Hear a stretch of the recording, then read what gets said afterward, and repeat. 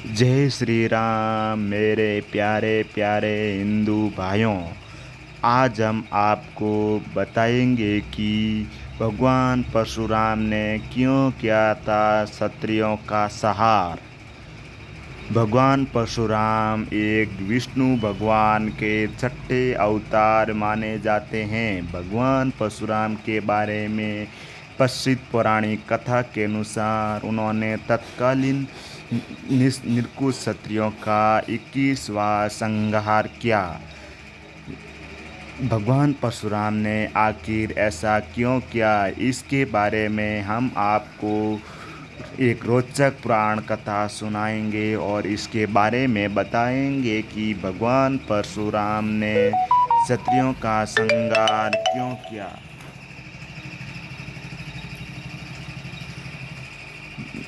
महसीमती नगर के राजा सहस्त्रार्जुन क्षत्रिय समाज के यही वंश के राजा कार्तिवीर्य और रानी कौशिक के पुत्र थे। सहस्त्रार्जुन का वास्तविक नाम अर्जुन था। उन्होंने दत्तात्रेय को प्रसन्न करने के लिए घोर तपस्या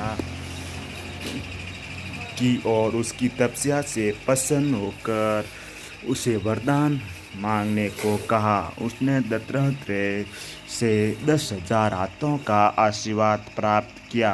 इसके बाद उसका नाम अर्जुन से सहस्त्रार्जुन पड़ा।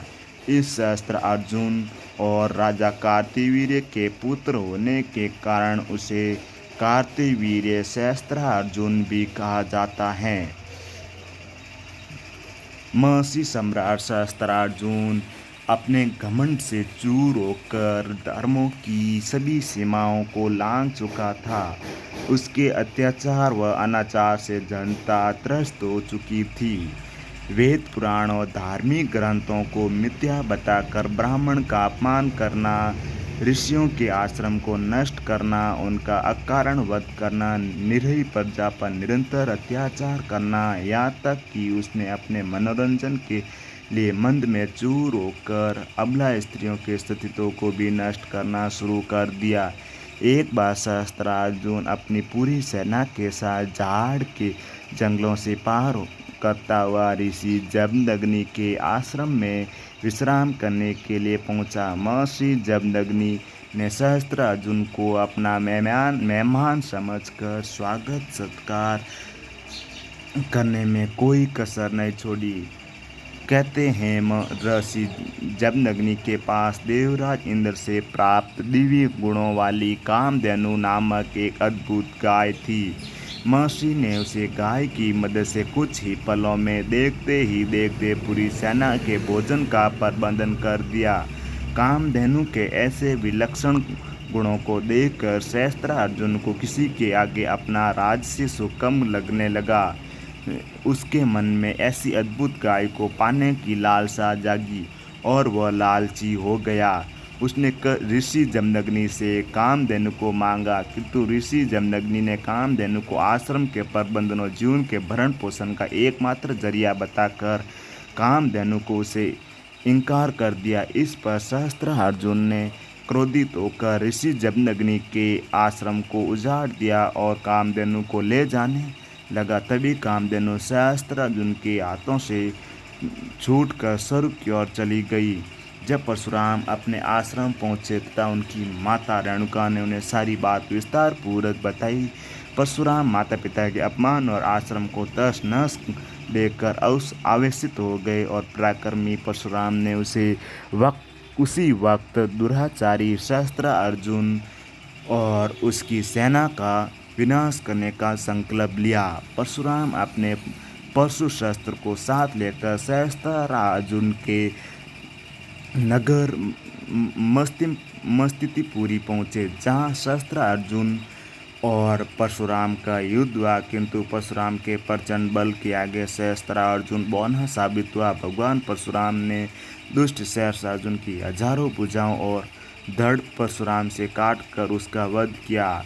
ऋषि जमदग्नि ने परशुराम सहस्त्रार्जुन के वध के बाद पिता के आदेश से उस वध का प्रायश्चित करने के लिए परशुराम तीर्थ यात्रा पर चले गए।